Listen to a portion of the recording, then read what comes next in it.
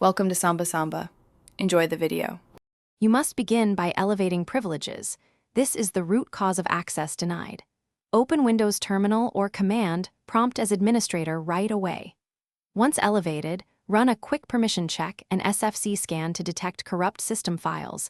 These often block Task Manager. If you use third-party antivirus, disable it briefly because it can hook system processes and trigger access denial.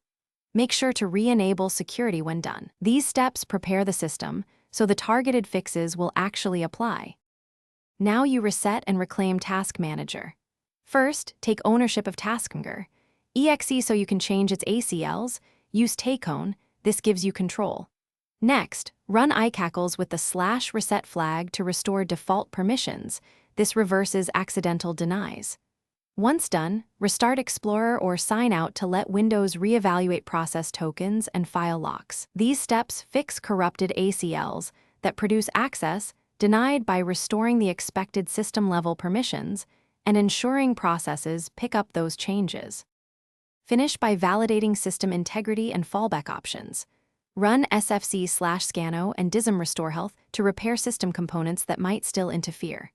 Next, create a fresh administrator account and log into Test Task Manager. If it works there, the problem is a profile-level permission or policy. If nothing helps, revert to a recent system restore point to roll back problematic changes. Troubleshooting tip. If Task Manager remains blocked, check Group Policy under User Configuration, right arrow Administrator. Thanks for watching. Consider subscribing if we helped you.